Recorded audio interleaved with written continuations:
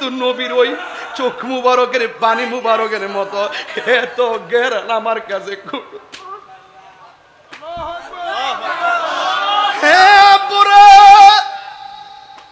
কি দিয়ে ওয়াজ বুঝাইতাম নবী কি জিনিস।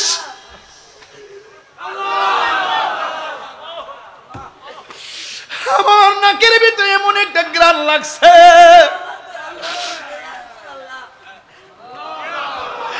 এমন গ্রান আমার কাছে আর কিছু লাগে নাই।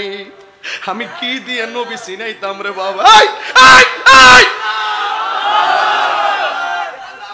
সোনার মদিনা বহু দূরে কিন্তু মদিনাওয়ালা, কিন্তু মদিনাওয়ালা যে গিয়েছে একবার সোনার মদিনা, তাহার মনে আর কোনো দুঃখ রইল না। যে গিয়েছে একবার সোনার মদিনা, তাহার মনে আর কোনো না, তাহার মনে আর কোনো না। আমার অন্তর জুড়ে মদিনায় আছে রে, অন্তর জুড়ে ওই মদিনা কেমনে যাব মন মানে না রে। রাসূল তুমি শুনো গো, শুনো গো আমার ফরিয়াদ, চুমু খেতে বাড়িয়ে দাও নুরানি হাত, চুমু খেতে বাড়িয়ে দাও নুরানি হাত। রাসূল তুমি শুনো গো আমার ফরিয়াদ, চুমু খেতে বাড়িয়ে দাও নুরানি হাত, চুমু খেতে বাড়িয়ে দাও নুরানি হাত। আমার মন কান্দে রে, প্রাণ কান্দে রে, মন কান্দে কান্দে রে। ওই মদিনা কেমনে যাব মন মানে না রে। মদিনা আমার জান, মদিনা আমার গান, মদিনাতে আছে আমার জানের জান। মদিনাতে ডাকো না ও গো না, তোমার লাগি হৃদয় আমার মন করে আনছান, তোমার লাগি জীবন আমার মন করে আনছান। মদিনা মদিনা আমার প্রাণ, মদিনাতে আছে আমার জানের জান, মদিনাতে আছে আমার। এই সব বলিব কিন্তু তোমায় বলতে পারি না, বলো সব বলিব কিন্তু তোমায় বলতে পারি না। বলিনি বলবো না, বলতে পারি না, বলিনি বলবো না, বলতে পারি না। সব বলিব সব বলিব কিন্তু তোমায় বলতে পারি না। ইসরাবে নামে ছিলে তুমি অলক্ষ নির্দেশ, বড়ই মারাত্মক যে ছিল তোমার পরিবেশ। ইসরাবে নামে ছিলে তুমি অলক্ষ নির্দেশ, বড়ই মারাত্মক যে ছিল তোমার নবীর ছোঁয়াই হলে তুমি সোনার মদিনা, নবীর ছোঁয়া হলে তুমি সোনার মদিনা। সব ভুলিব কিন্তু তোমায় ভুলতে পারি না, সব ভুলিব কিন্তু তোমায় ভুলতে পারি না। চিৎকার মেরে কি আল্লাহু আকবার বলা যাবে না? হায় রে এ যুবকের দল, কি ওয়াজ বোঝাবো রে বাবা। এই জন্য আমি আপনাদেরকে বলবো, অনুরোধ করে বলে দিয়ে যাই, নবীর সঙ্গে বেয়াদবি করা যাবে না, নবীর সঙ্গে বেয়াদবি করা যাবে না, নবীর সঙ্গে বেয়াদবি করা যাবে না। এই জন্য যতদিন পর্যন্ত দুনিয়াতে থাকবো আমরা নবীর মহব্বত আমরা চাই কি চাই না? আর জুড়ে জুড়ে কোন চাই কি চাই না? হলো আপনি মানুষকে ভালোবাসেন, এই জন্য অন্য ধর্মের মানুষ হলেও আমার নবী এমন ভাবে তাদের সঙ্গে ব্যবহার করতেন, আমার নবীর ব্যবহার শুননা তারা কালিমা পয়রা মুসলমান হয়ে গেছে।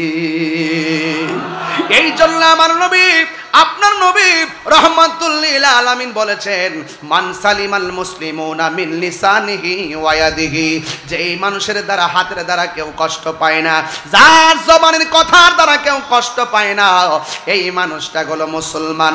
এই জন্য আজকে আমরা নামে মুসলমান, কাজে বেঈমানি আছে না নাই? নামে মুসলমান হলে চলবে না, মুসলমানের ঘরে জন্মগ্রহণ করলে মুসলমান হওয়া যায় না।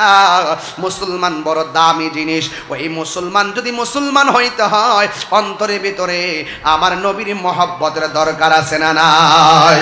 ঠিক কেমন ভাবে আমার নবী রাহমাতুল লিল আলামিন দিন যত যাইতেছে আমার নবীর মর্যাদা বাড়তেছে, বাড়তে বাড়তে এমন ভাবে হয়ে গেছে যেই কোনো মানুষ কালিমা পড়ে মুসলমান হয়ে যায়। আমার নবী আপনার নবী রাস্তা দিয়া যায়, আকাশের মেঘমালাগুলো নবীরে ছায়া দেয়, আর গাছগুলা ঝুঁকে গিয়ে আমার নবীকে সালাম দেয়।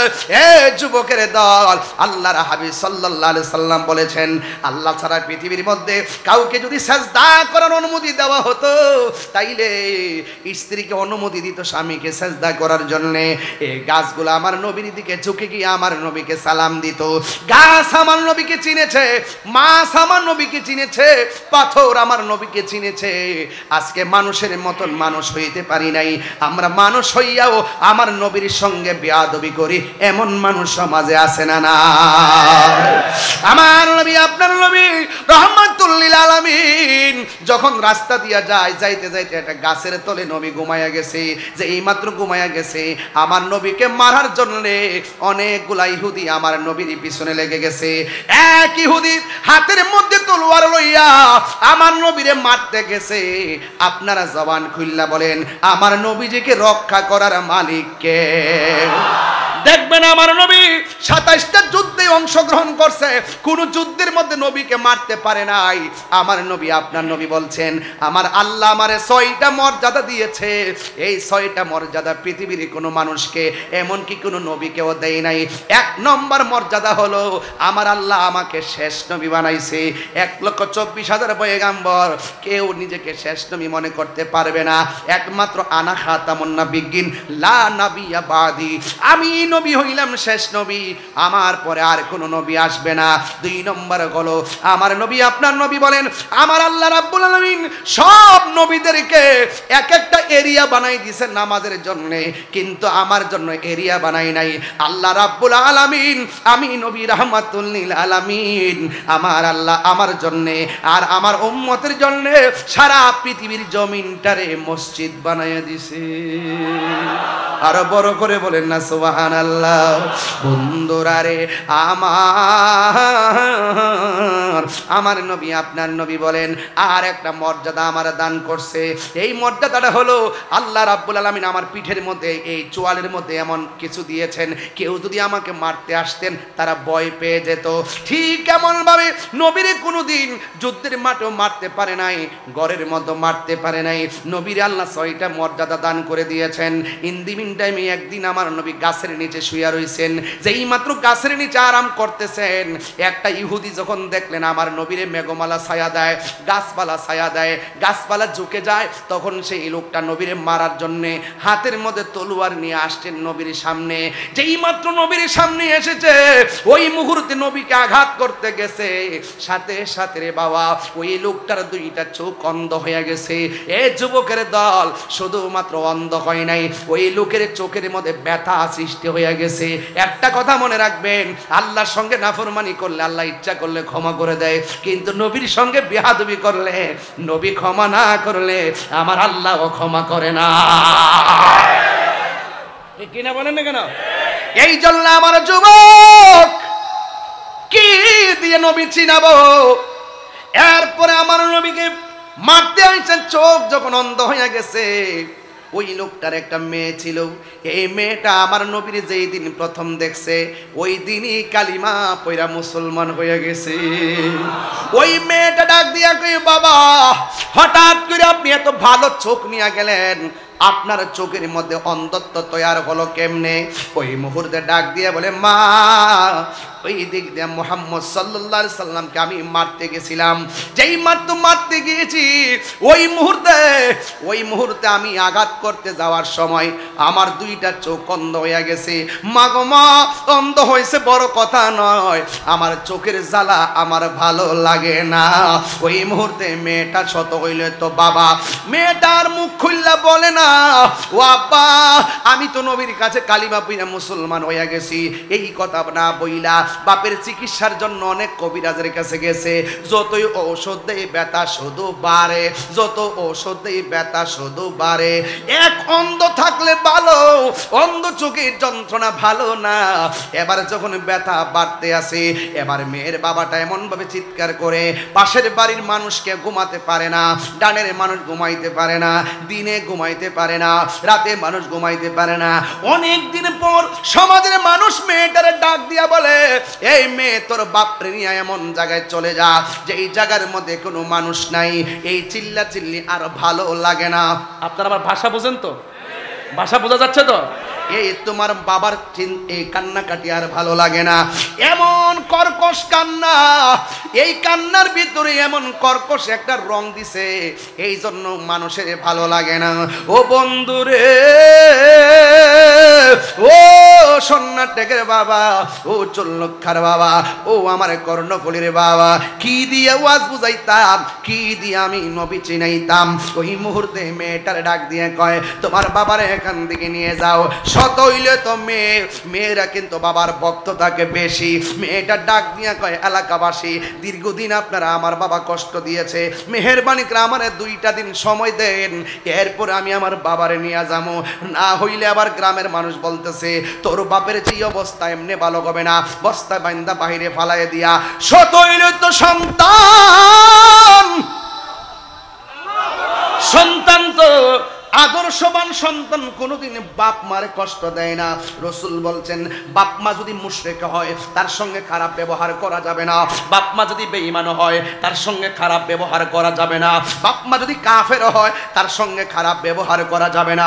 আজকে আমার সংসারের অনেক সন্তান মায়ের সঙ্গে খারাপ ব্যবহার করে, এমন সন্তান সংসারে আছে না? না এ আমার কর্ণফুলীর আব্বা, ও চল্লিখার বাবা, যদি আপনারা আমাকে দাওয়াত কিনে মা বাপরে কষ্ট দেন, মনে রাখবেন আমার এই ওয়াজের দাম নাই। আপনারা আমার দাওয়াত করে আনতে পারবেন, খাওয়াইতে পারবেন, এই মহব্বতের কোনো দাম নাই। কারণ এই পৃথিবীতে মা বাপের মনে যারা কষ্ট দেয়, আমার আল্লাহও কষ্ট পায়। আমার যুবক ভাইরা, এই যে বন্যা গেছে, একবার ফেনীর দিকে তাকান, আর একবার নোয়াখালীর দিকে তাকান, ছাগলনাইয়ার দিকে তাকান, পরশুরামের দিকে তাকান, সোনাগাজীর দিকে তাকান, আর ওই যে অনেক দাগন ভুইয়ার দিকে তাকান, কুমিল্লার দিকে তাকান, লাকসাম, মনোহরগঞ্জ, শাহরাস্তি, আখাউড়া, হবিগঞ্জ। একটা বার যদি মনে চায় যাইয়া দেখবেন কি অবস্থা। মানুষ বন্যার মধ্যে মারা গেছে, লাশটার দুয়াইয়া কলা গাছের মধ্যে শোয়া শোয়া হাঁটতেছে, একটা মাটি নাই, কবরটারে লাগবের মধ্যে লাশটা দাফন করব, এমন ভাবে অনেক লাশ কবরের ভিতরে বাসতেছে। বন্ধু, বন্যার ভিতরে অনেক মা ফেনীর জমিনে গুরুস্থানের পানির মধ্যে ভাসতেছে। প্রায় 400-500 মানুষ বন্যায় মারা গেছে। আমি 8 দিন পর্যন্ত পানির মধ্যে ছিলাম। গুইরা গুইরা শুধুমাত্র বাড়ি বাড়ি খাবার দেওয়ার জন্য চেষ্টা করতেছি। আগামীকাল থেকে আবার শুরু হবে নবম ধাপ। একটা বার যদি যাইতেন দেখতেন তারা কি কষ্টটা করে। ঘরের ভিতরে কোমর পানি, গলা পানি, একবারে অবস্থা ভয়াবহ রে বাবা। ও আল্লাহ, আল্লাহ গো, আমাদেরকে তুমি আসমানি গজব, জমিনে গজব দিয়া মাইরো না।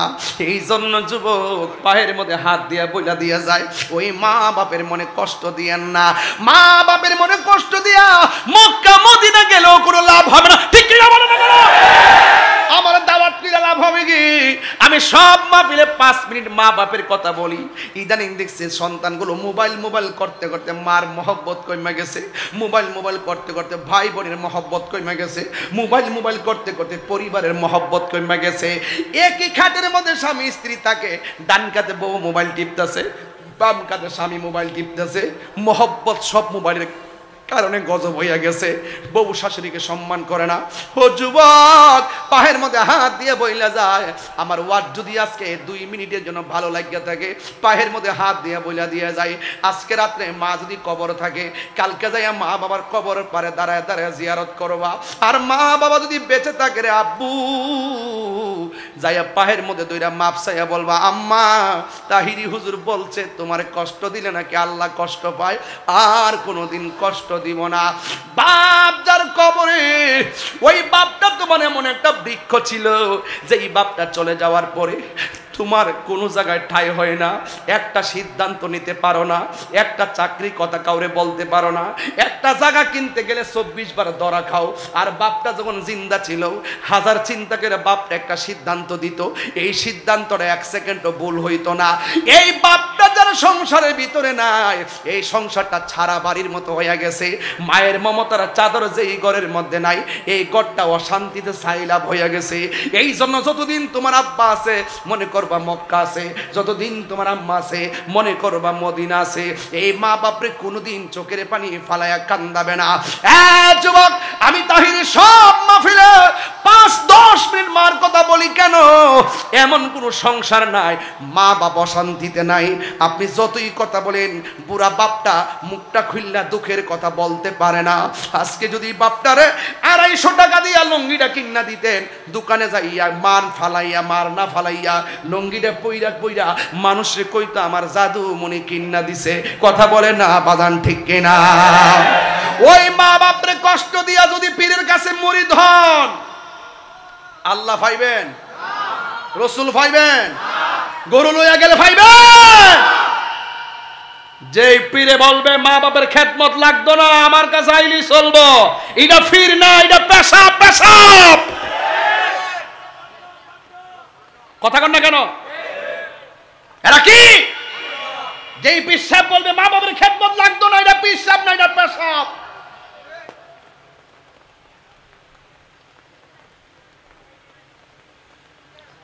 আজকে ওই সমস্ত এই ভণ্ডদের কারণে আমরা কথা শুনি। কথা বলেন না কেন? কিছু কিছু আছে না জায়গায় অসামাজিক কাজ হয়, শরীয়ত বহির্ভূত কাজ হয়। যে সমস্ত দরবারে এরকম শরীয়ত বহির্ভূত কাজ হবে, এদের সঙ্গে আহলে সুন্নাত ওয়াল জামাতের ন্যূনতম সম্পর্ক নাই। কথা বলেন, ঠিক কিনা বলেন? পরিষ্কার কথা, আমরা বারবার বলছি, সতর্ক হয়ে যান, সাবধান হয়ে যান। এই 2-1টা বিচ্ছিন্ন জায়গার কারণে আজকে আমাদেরকে আঙ্গুল তুললে কথা বলে, এটা আমরা বরদাস্ত করবো না। প্রয়োজনে আমরাও বিরুদ্ধে রুখে দাঁড়াবো। হইলে সংশোধন হন, নাইলে আমাদের থেকে দূরে সরে যান। সুন্নতের নাম দিতে পারবেন না। একটা ট্র্যাডিশন বাইরেছে, পীরের পুত পীর। কথা বল না কেন? এটা ট্র্যাডিশন বাইরে গেছে, পীরের ছেলে হইলেই পীর। অসম্ভব। তার মধ্যে যোগ্যতা না থাকলে, কোরআন সুন্নাহর ইলম না থাকলে, পীরের পুত হইলেও সে পীর হতে পারবে না। নামাজ নাই, কালাম নাই, রিয়াজত নাই, সোহবত নাই, কোনো কিছু নাই, সব শাহজাদা। একবার সুন্দর করে মল্লে মাজার, এগুলা বন্ধ করেন। অত সোজা না ওলি আল্লাহ হওয়া। ওলি আল্লাহ হওয়া এত সব জিনিস না যে হুট করে মল্লে যায় মাজার বানাই নেবেন। এই সমস্ত এই সমস্ত কারণে আজকে আমরা কথা শুনি। কথা বলেন ঠিক কিনা? কিছু লোক আছে রাস্তাঘাটে ফুয়েরি টুরি করে, মল্লে হের দিয়ে হের একটা মাজার বানাইলে, এটার দ্বারা সত্যিকার আল্লাহর ওলিদের বদনাম হচ্ছে। কথা বলেন না কেন? সত্যিকার আল্লাহর ওলিদের বদনাম হচ্ছে। ওই দিন দেখেন এক বিয়াদব লেখছে গেসুদরাজ কল্লা শহীদ রহমতুল্লাহ আলাইহির মাজারকে ভেঙে দেওয়ার জন্য সে আঙ্গুল তুলছে। কেন? ওই সমস্ত বিচ্ছিন্ন কিছু লোক আছে যেখানে শরীয়ত বহির্ভূত কাজ হয়, তাদের পাল্লা আর কাল্লা বাবার পাল্লা, শাহ আনস শাহর পাল্লা, বাইজি বুস্তামির পাল্লা, এরপরে আপনার মাইজবান্ডার দরবারের পাল্লা, বাবা শাহজালালের পাল্লা এক পাল্লা না। কথা কোন ঠিক না ঠিক? লাগাতার কেউ কথা বলবেন না। প্রয়োজনে যেখানে শরীয়ত বহির্ভূত কাজ হয় আমাদের সহযোগিতা নেন, সবাই মিলে তা প্রতিরোধ করব। কথা বলেন ঠিক কিনা? ওলি হইতে গেলে মহব্বত লাগে, ওলি হইতে গেলে খেদমত লাগে। বাবা আমার কথা রাগ করেন না। আবার কয় না যে তাহির হুজুর ওলি আল্লাহর বিরুদ্ধে কথা হয়ে গেছে। তাহির হুজুর যে জ্বালা ভোগ করে, এই জ্বালা আপনার থাকলে স্টুক করে মরতেন। কোন জায়গা কিও না হয় টিপটা মানে তাহিরের বরাবর। হ্যাঁ, আজকে থেকে ওয়াদা করেন, আমরা কি মা বাপরে কষ্ট দিব? একদম দিল থেকে বলেন, মা বাপরে কষ্ট দিব? বড়জনদের কষ্ট দিব? ছোটদেরকে কষ্ট দিব? প্রতিবেশীকে কষ্ট দিব? এই যে মাহফিলটা সাজাইছি, আপনি কি মনে করেন না যে এই মাহফিলটার উসিলায় আজকে কবরবাসী আনন্দিত আছে? এটাকে বিশ্বাস হয় না আপনাদের? প্রত্যেকটা কবরের মানুষ আজকে আনন্দিত যে আমার সন্তান আমার জন্য দোয়া করবে, আমার স্বামী আমার জন্য দোয়া করবে, আমার স্ত্রী আমার জন্য দোয়া করবে, আমার প্রতিবেশী আমার জন্য দোয়া করবে। এদের কবর কি টাকা পাঠানোর সুযোগ আছে? সম্পদ পাঠানোর সুযোগ আছে? একমাত্র দোয়াটা তাদের কবরে যাবে। সুবহানাল্লাহ বলবেন না? ভাইয়ের আমার, এই জন্য আমি প্রায় মাহফিলে বলি, হ্যাঁ, মা কেন এত দামি জানে না সকলে, বলো দামে জানে না সকলে, জানত যদি পরত দেখে কোরআন হাদিসে খোলে, একটি হজের সওয়াব মিলে, একটি মাকে একবার দেখিলে, দেখিলে মা কেন এত দামে জানে না সকলে, বলো মা কেন জানে না সকলে। 2 বছর পান করালো মায়ের বুকের দুধ, খুলে পিঠে নিয়ে আমায় দিতেন কত সুখ।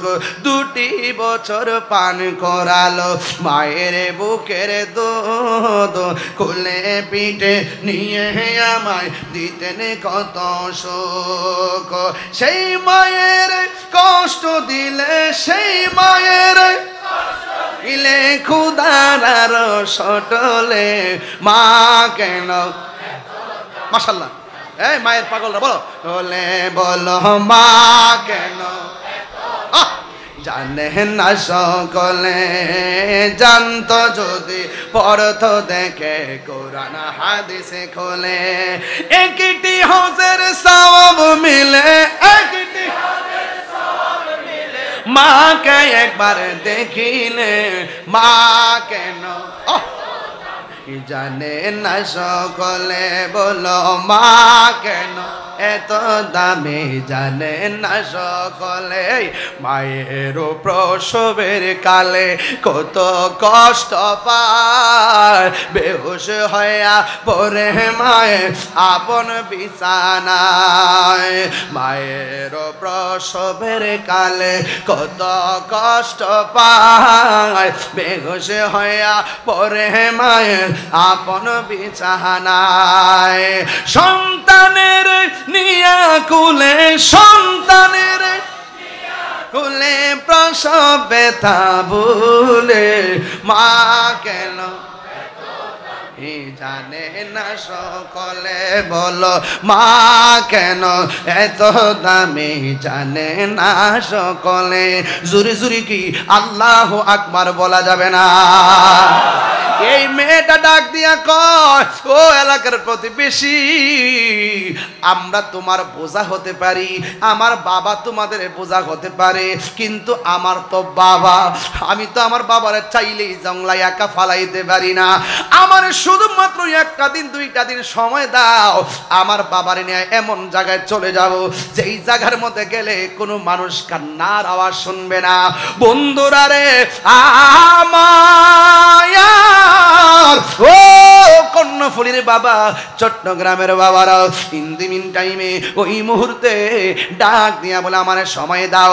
এই কথা বইলা এক দুই দিনের সময় রেখা রাতের বেলা মেয়েটা উজু করলেন, উজু কইরা তাহাজ্জুদের নামাজ পড়িরা ফজর পড়ে একটু চোখটা লাগছে, যে মাত্র চোখটা লাগছে ওই মুহূর্তে মেয়েটা স্বপ্নে দেখতেছে কে যেন তার আয়েশা বলতেছে, মা তোর বাবার চোখের ভিতরে দুনিয়ার ওষুধ লাগালে কোনো কাজ হবে না, তোর বাবার চোখ যদি ভালো করতে চাস, যেই রাহমাতুল লিল আলামিনকে মারতে গিয়া তোর বাবার চোখ কানা হইছে, অন্ধ হয়েছে, ওই রাহমাতুল লিল আলামিনের কদম মুবারকের ধুলা মুবারক লাগাইয়া দে, দেখবে তোর বাবার চোখ দুইটা ভালো হয়ে গেছে। আর বড় করে কর না আল্লাহু আকবার। এ বন্ধু, ওই মুহূর্তে মেয়েটা ঘুম ভাঙা গেছে, আর মনে মনে ভাবতেছে আমার বাবা গেছে নবীরে মারার জন্য, এখন যদি নবীর কাছে আমার বাবার ওষুধ চাই, কদম মুবারকের ধুলি মুবারক, আমার নবী তো কোনোদিন আমাকে দিবে না। নবী যদি শুনে তোমার বাবা আমারে মারতে আসছে, আমি কি তোমার বাবার ওষুধ দিব নাকি, আমি দুলা মুবারক দিব না? আবার মেয়েটা মনে মনে কয়, কে বলছে দিব না, নিশ্চয়ই নবী আমি গেলে দিবেন, কারণ আমার নবী তো গজব নয়, আমার নবী তো রাহমাতাল লিল আলামিন। আল্লাহু আকবার। ওয়ামা আরসালনাকা ইল, ওয়াসটা বুঝতেছেন তো কোথা থেকে কোথা আসে?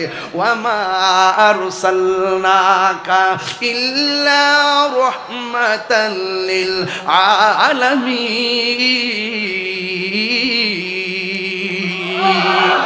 আমার নবী তো রহমত, আমার নবী কেন দিবে না? আমার নবী তো ভালোবাসেন, আমার নবী তো বেদিনের সঙ্গেও ভালোবাসার সুরে কথা বলেন, আমি অবশ্যই যাব।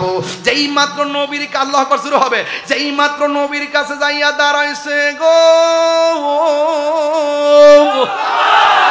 যাইয়া সালাতু সালামটা দিয়া কয়, নবী গো আমি আপনার পাগল নেই, আপনার কাছে বায়াত হয়েছি, ইয়া রাসূলুল্লাহ আপনার কাছে আমি কালিমা পড়ে মুসলমান হয়েছি, ইয়া রাসূলুল্লাহ, কিন্তু আমার বাবা ছিল ইহুদি, কিন্তু আমার বাবা আপনার মাথার উপর দিয়া কেন যেন আকাশের মেঘমালা ছায়া দেয়, আমার বাবা সহ্য করতে পারে নাই, আপনি কদম মুবারক পাথরে রাখলে এই পাথরটা কেন তুলার মতো নরম হয়ে যায়, আমার বাবা সহ্য করতে পারে নাই, আপনি রাস্তা দিয়া গেলে মেঘমালাগুলো আপনারা ছায়া দেয়, এই জন্য আমার বাবা সহ্য করতে পারে নাই, এই জন্য আপনি ঘুমন্ত অবস্থায়, আমার বাবা তো জানে না, আপনি ঘুমাইলেও দেখেন, সজাগ থাকলেও দেখেন।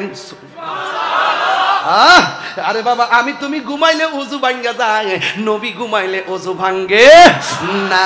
আমার নবী বলেন, তোমরা কি মনে করো তোমরা যে নামাজে দাঁড়াও আমি শুধু কিবলার দিকে তাকায় থাকি? না না না না, আমি সামনে যেমন দেখি পিছনেও তেমন দেখি। ইন্নাল্লাহ সাওয়ালি আল্লাহর দাফার আই তোমার মাশারিকাহা ওয়া মাগারিবাহা, আল্লাহ সব আমার কাছে এমন ছোট করে দিয়েছে, আমি সব দেখি। ফাওয়াল্লাহি মা ইউফালাইয়া খুশুকুম ওয়া রুকুকুম, আমি তোমাদের ভিতরে কি আছে বাইরে কি আছে এটাও আমি জানি, কিন্তু আমার বাপ তো বুঝে নাই। আপনারা যেই মাত্র তলোয়ার নিয়ে মারতে আসছে গো নবী,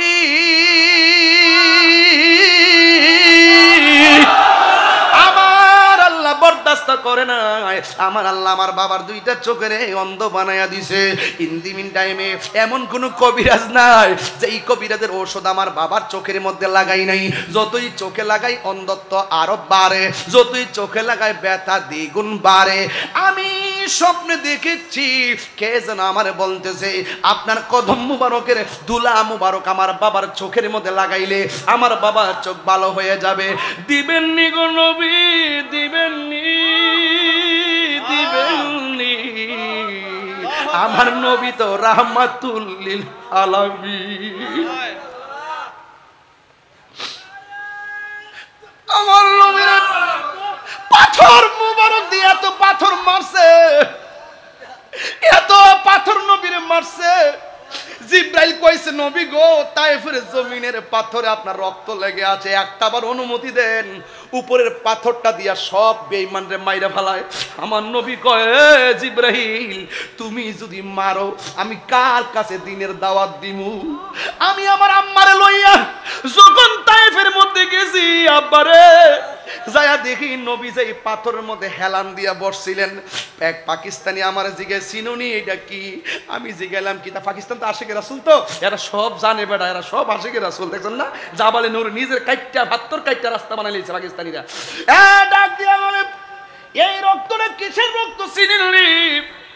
আমি জিজ্ঞাসা করলাম কি?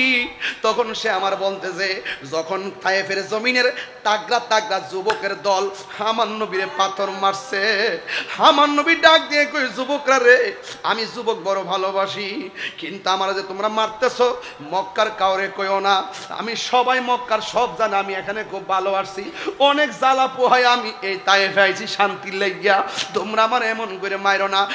এরপরে তায়েফের পাথর দিয়া নবীর এমন ভাবে রক্ত লাল লাল মুবারক বানাইছে, আমার নবী একটা পাথরের মধ্যে হেলান দিয়া বসছে। ও বন্ধু ওই মুহূর্তে জিব্রাইল আলাইহিস সালাম নবীর সামনে আইসা দাঁড়াইছে, যে এই পাথরটার মধ্যে দাঁড়াইছে এই পাথরটা আমি দিক্কাইছি, জিব্রাইল যেখানে উযু করছে এই জায়গাটা আমি দিক্কাইছি। নবী যে পাথরের মধ্যে রক্ত মাখা শরীর মুবারক নিয়ে বসছে ওই পাথরটা দেখে আসছি।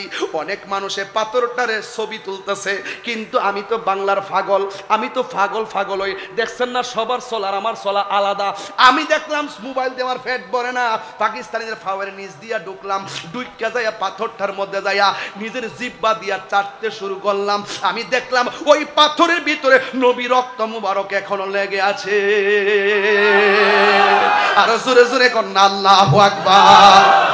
এ বন্ধু ওই পাথরের পাশে সুন্দর একটা মসজিদ আছে, এই মসজিদটা শিয়ারা পুরাইয়া ফেলছে, এখনো কাঠ গাছের গাছগুলো পুরা আছে। এই মসজিদের ভিতরে ঢুকার পরে দেখলাম একটা কোনা দিয়া ভিজা, সব দিক দিয়া শুকনা, একটা জায়গায় ভিজা। একজনে জিগাইলাম এটা ভিজা কি লেগা? এক পাকিস্তানি উত্তর দেয় কই এখানে রসুল পাথরের আঘাত মুবারক খাইয়া নিজের চক্ষু মুবারকের পানি ফালাইয়া ফালাইয়া এখানে উম্মতের জন্য কাঁদছিল। ওই যে ১৩,০০০ বছর আগে কাঁদছে, পানি মুবারক যে ঝরছে এখনো এই জায়গাটা ভিজা রে বাবা।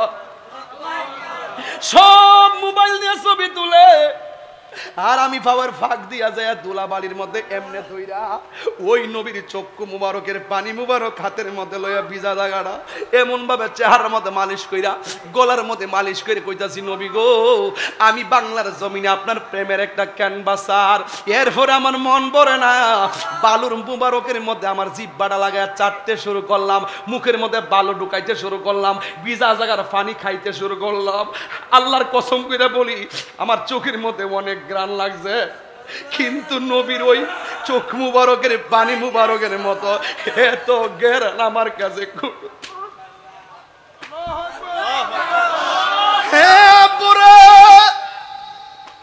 কি দিয়ে ওয়াজ বুঝাইতাম নবী কি জিনিস।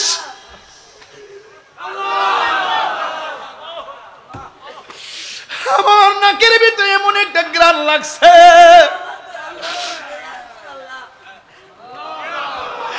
এমন গ্রান আমার কাছে আর কিছু লাগে নাই। আমি কি দিয়ে নবী চিনাইতাম রে বাবা। সোনার মদিনা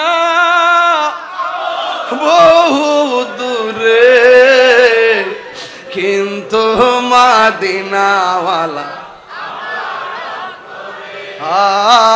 কিন্তু মদিনাওয়ালা যে গিয়েছে একবার সোনার মদিনা তাহার মনে আর কোনো দুঃখ রইল না। যে গিয়েছে একবার সোনার মদিনা তাহার মনে আর কোনো না, তাহার মনে আর কোনো না, আমার আমার অন্তর জুড়ে মদিনায় আছে রে, অন্তর জুড়ে ওই মদিনা কেমনে যাব মন মানে না রে।